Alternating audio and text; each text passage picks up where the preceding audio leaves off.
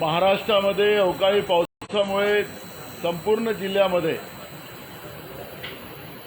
गारेच्या पावसामुळे संपूर्ण पीक नाहीसं झालं।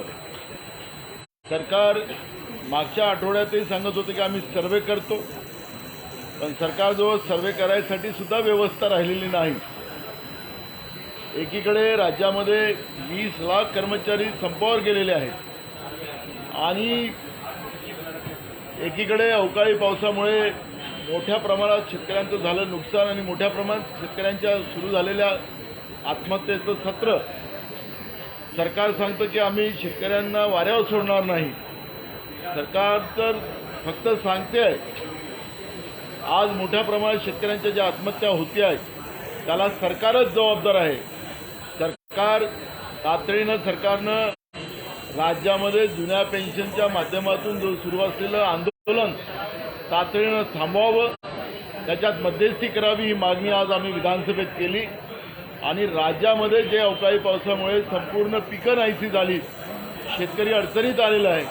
शेतकऱ्याला जे कौलाची घरं होती तिथं राहायला जागा नाही, जनावरं मारली गेली, त्यांच्या काही लोकांचा जीव त्या ठिकाणी गेलेला आहे। आणि अशा परिस्थितीत सरकार झोपा काढत असेल तर ही गंभीर बाब आहे आणि म्हणून सरकारने तातडीने या सगळ्या व्यवस्थेकडे लक्ष घालावं, नाहीतर सरकारला झोपी गेलेल्या सरकारला आता जागा करायची वेळ आलेली आहे। ही भूमिका आज आम्ही विधानसभेत मांडलेली आहे।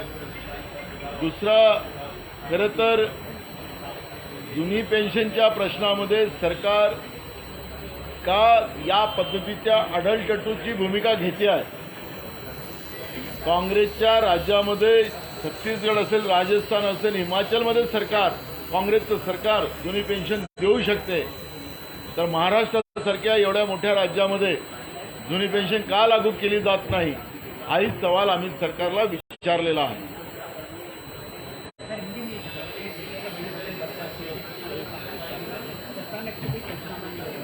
लास्ट हफ्ते में और अभी ये हफ्ते में भी पूरे महाराष्ट्र में ओले गिरने की वजह से पूरी फसल तहस-नहस हुई। किसानों के जानवरों का वहाँ मृत्यु हुई, कई किसान भी मरे, लेकिन सरकार कहती कि हम जांच करेंगे, पंचनामा करेंगे।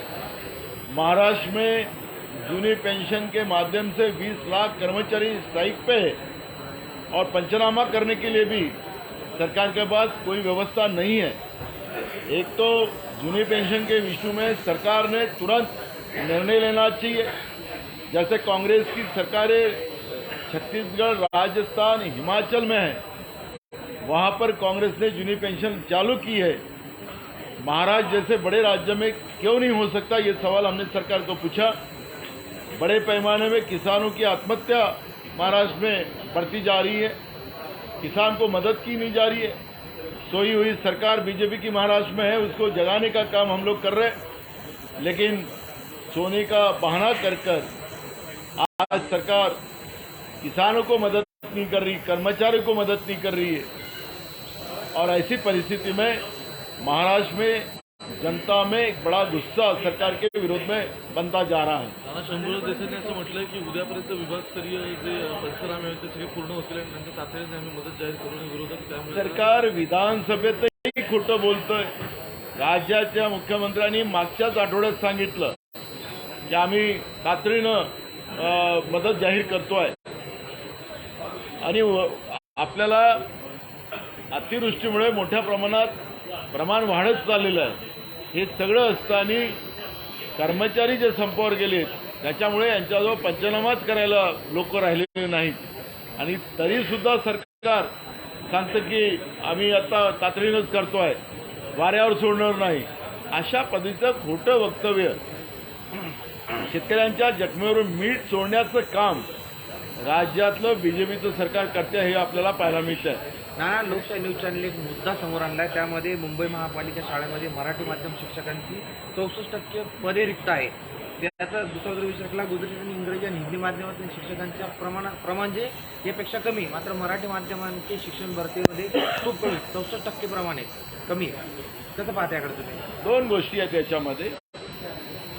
2.5 वर्ष राज्यामध्ये नोकर भरती झाली नाही कोरोना असल्यामुळे. 14 ते 19च्या काळामध्ये नोकर भरतीला परवानगी सरकारने दिली नाही आणि त्याच्यामुळे आता महाराष्ट्रामध्ये जवळपास लाखो पदं रिक्त आहेत. मी परवा पण विधानसभेत सांगितलं की भंडारा जिल्हा परिषदमध्ये घणाडी तासिका अशा पदवीचे शिक्षक लावून जिल्हा फंडातून जिल्हा परिषदचं आम्ही पोरांचं शिक्षणाची पूर्तता करतो आहे. पण राज्यामध्ये दुसऱ्या ज्या स्थानिक स्वराज्य संस्था आहेत त्या करत नाही. शासन जिथपर्यंत मान्यता देत नाही तिथपर्यंत. आता राज्य सरकारने जो नवीन GR काढला सोर्सिंगच्या माध्यमातून कंत्राटदाराकडून ही सगळी पदं भरली जाईल. म्हणजे त्यांचा कंट्रोल त्या ठिकाणी दिला जाईल. सरकार पैसे ठेकेदाराला देईल आणि त्याच्या माध्यमातून हे सगळ्या आता शासकीय निमशासकीय यामधली पदं भरली जाईल.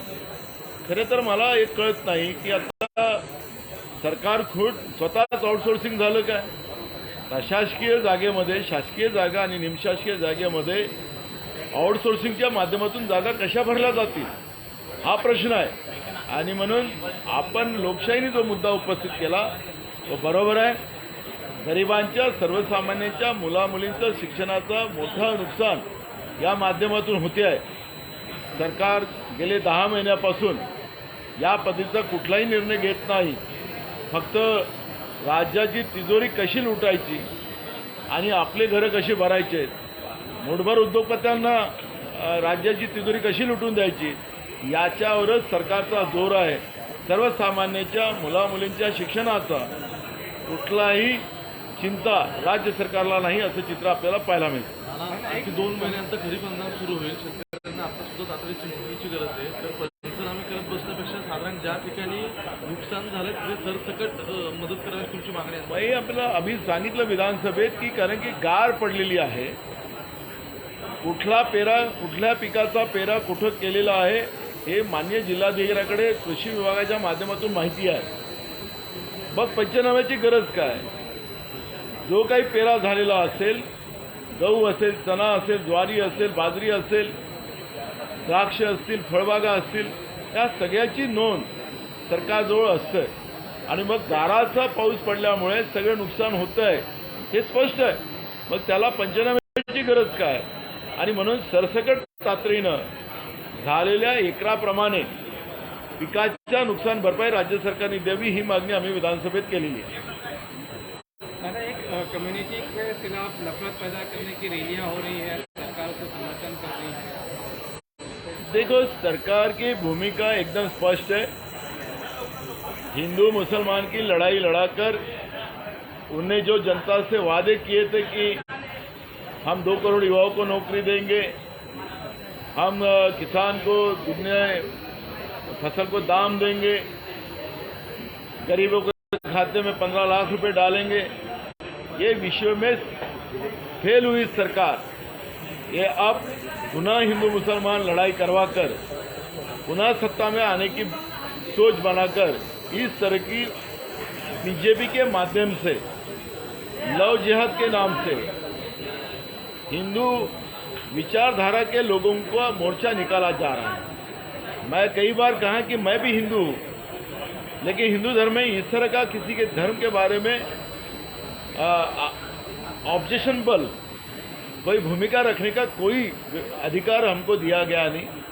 क्या ये बीजेपी के कर्तृत्व के ये लोग काम करते हैं क्या इस तरह से? क्योंकि संविधान में हमने सभी धर्मों ने सभी धर्म के लोगों को आदर करना चाहिए, प्यार करना चाहिए, किसी न किसी के ऊपर टीका नहीं करना चाहिए. लेकिन सरलता से और जानबूझकर सरकार के आशीर्वाद से, क्योंकि ये जो मोर्चे निकलते हैं उसमें बीजेपी के विधायक सांसद उसमें शामिल होते हैं, मंत्री शामिल होते हैं. तो बीजेपी इस तरह के मोर्चे निकालकर एक में समूह के एक में के धर्म के विरोध में इस तरह का तनाव बढ़ाने का अधिकार किसने इनको दिया, ये सवाल हम लोग पूछते हैं. और वो कहते हैं कि हम हिंदू हैं, तो उनको हिंदू ने कोई ठेका तो दिया नहीं. और इस तरह का व्यवहार महाराष्ट्र जैसे पुरोगामी राज्यों में नहीं होना चाहिए. ये भूमिका कांग्रेस पार्टी की है. मिसगाइडिंग इंस्ट्रक्शन हाउस में दी गई ये जिस तरह से मंत्री ने विधानसभा में जो वक्तव्य किया है, ये वक्तव्य दो धर्मों को में लड़ाई करवाने का है। सही में तो ऐसे वक्तव्य करने वालों के ऊपर कार्रवाई होना चाहिए, ये भूमिका हमारी है। कांग्रेस ने विरोध किया था, लेकिन उनकी सभा में जिस तरह से पर्ची निकाल रहे थे, लोगों की परेशानी दूर करने का दावा कर रहे थे, उसी तरह करीब 40 के करीब महिलाओं के सोना चोरी हो गया, 13 पुलिस वाले मामला दर्ज किया। देखिए, हमने बागेश्वर बाबा जो थे उनके बारे में हमने यही कहा था कि संत श्रेष्ठ तुकाराम महाराज जी का अपमानजनक जो वक्तव्य जिन महाराज ने किया था, उस महाराज के बारे में राज्य सरकार ने उनके कार्यक्रम के बारे में निर्णय लेना चाहिए, क्योंकि इस तरह से संत श्रेष्ठ तुकाराम महाराज जी के बारे में आक्षेप निकालने वाला आदमी संत नहीं हो सकता। लेकिन बीजेपी कहती है कि उन्हें माफ़ी मांग ली और कार्यक्रम होगा। कार्यक्रम जब हुआ, हमने कार्यक्रम का विरोध ही किया नहीं, हमने सरकार को ये कहा था कि ऐसे महाराज के संत के, और तुकाराम महाराज जी सिर्फ महाराज के नहीं तो पूरे देश के संतों के श्रेष्ठ है, और उनके बारे में ऐसे वक्तव्य करने वाले महाराज के बारे में सरकार ने सोचना चाहिए। लेकिन जब कार्यक्रम हुआ, लाखों लोग उसमें आए, और आने के बाद वहाँ पर जिस तरह से महिलाओं के जेवर चोरी किए गए, तो क्या महाराज के टीम में बीजेपी वालों ने चोर लोग भेजे थे और महिलाओं के गहने लूटने के लिए व्यवस्था बनाई थी? ये सवाल यहाँ पे खड़ा होता है। क्यों नहीं वहाँ पे सुविधा व्यवस्था करवा के नहीं दी? और इस तरह की हिंदू भावनाओं को भड़काकर इस तरह से हिंदुओं की लूट की जा रही है, उसका प्रश्न हम लोग विधानसभा में खड़ा करेंगे। सरकार को सवाल पूछेंगे कि हमने पहले ही आपको आगाह किया था, तो आपने वहाँ पे उस तरह की व्यवस्था क्यों नहीं बनाई? पहले बार आए तुकाराम महाराज जी का आह्वान करके गए, और अभी आके गए तो हमारे राज्य की महिलाओं का जेवर लूटने की व्यवस्था बनाई गई।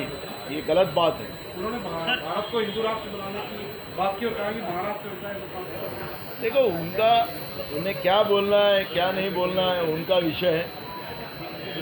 आखिर सरकार ने इस बात की दखल लेने की जरूरत है। ऐसे जो कोई वक्तव्य करता है, क्योंकि हम संविधान के आधार पर सरकार बनती है, और संवैधानिक व्यवस्था में इस तरह का वक्तव्य करने का किसी को अधिकार नहीं होता है। लेकिन राज्य सरकार और केंद्र सरकार को ये सब बातें अब एकदम उनकी मानसिकता क्लियरिटी होती है। यहाँ तो रोज अभी वहाँ कार्यक्रम में हिंदू ही लूटे गए, वहाँ तो कोई दूसरे धर्म के लोग तो गए नहीं। इस तरह के हिंदू की लूट करवाना, यही अगर ये सरकारों का उद्देश्य होगा तो उसका परिणाम इनको भुगतना पड़ेगा। मुंबई का भी नाम बदलने की बात माधव बाग रखा गया। अब मैं यही तो कह रहा हूँ कि सरकार ऐसे खुद को महात्मा समझने वाले लोगों के बारे में सरकार ने कदम उठाना चाहिए। ऐसे वक्तव्य करने का किसी को अधिकार नहीं होता, लेकिन बेधड़क महाराष्ट्र में आकर इस तरह का वक्तव्य होता है। कभी संतों के बारे में, कभी महिलाओं को लूटा जा रहा है, कभी शहर का नाम बदल जाने की बात कर रही है। तो ये संतों का काम नहीं होता। संतों का काम समाज को दिशा देने का होता है, समाज को भड़काने का नहीं। सरकारकडून जे आहे आनंदाचा शिधा जो आहे तो आपने पहले बयान दिया कि सिर्फ 48 से 50 सीटें देगी, बीजेपी 240 सीटें देगी, बाद में सफाई भी दी। लगता है आपको कि जो बयान है उसका क्या मतलब हो सकता है? देखो, आदरणीय एकनाथ जी शिंदे साहब का क्या हाल होगा मुझे पता नहीं, क्योंकि जिस तरह से बीजेपी से वक्तव्य जो आ रहा है, तो कुछ दिन के बाद शिंदे जी का जो गठ है उसका वैल्यू कितना रहेगा कि नहीं रहेगा, वो चिंता मुझे भी समझ में आती है, क्योंकि उनके पेट में है। उनके वोटों के माध्यम से वो विचार प्रदेश अध्यक्ष के मुंह से आया है, तो कुछ न कुछ दाल में काला है। शिंदे जी का भला हो, इतना ही हम बोलें। नाना, आनंदाचा शिधा जो आहे तो पुन्हा एकदा राज्यात सगळ्यांना मिळेल असं सरकारने जाहीर केलं होतं, परंतु अजूनही तो मिळालेला नाही। पाडवा जवळ आले। सरकारची मानसिकता नाही, जे जुन्या पेन्शनची लोक संपावर गेलेली आहेत, तो संप मिटवायला सरकार तयारच नाही। मला वाटतं की अधिवेशनची ते वाट पाहतात आहे का? सरकार का नाही विधानसभेत सांगत आहे की आम्ही काय काय योजना त्यांना देणार आहोत? सरकार बोलायलाच तयार नाही. म्हणून आता मार्च आहे, अनेक योजना राज्यामध्ये अधिकारी कर्मचारी संपावर गेल्यामुळे कामं थांबलेली आहेत. त्यामुळे अनेक भागाच्या विकासाचा प्रश्न निर्माण झालेला आहे.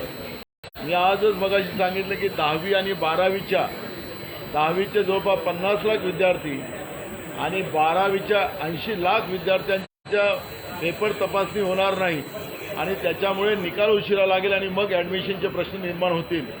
त्या सगळ्या गोष्टीचा उल्लेख मगाशी केला.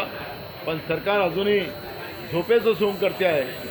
हेच खऱ्या अर्थानं महाराष्ट्रामधलं जे आम्ही वेगवान सरकार, रोज कोट्यावधी रुपयाच्या जाहिराती पेपरमध्ये देऊन जनतेच्या पैशाची लूट करणारं सरकार जे राज्यात बसलेलं आहे, त्यांना राज्याच्या जनतेशी घेणं देणं नाही असं चित्र आपण पाहतोय. आमची भूमिका स्पष्ट आहे की तातडीनं जुन्या पेन्शनच्या बद्दलचा निर्णय घेऊन सरकारने हा संप संपवावा, ही भूमिका आमची आहे. अधिवेशन करताना अनेक महत्वाचे मंत्री सुद्धा सरकारला घेणे देणं नाही. सरकार टाइमपास करणार आहे. सरकार आहे टाइमपास सरकार. एकनाथ शिंदे आणि फडणवीसाचं आहे. हेच आपल्याला आतापर्यंतच्या कामकाजामधून 10 महिन्यामधून स्पष्ट होतं. नाना, सदन में मंत्री ने कहा था कि 1 लाख लौजिया की 1 लाख लौजिया की बोला ना, बोल ना.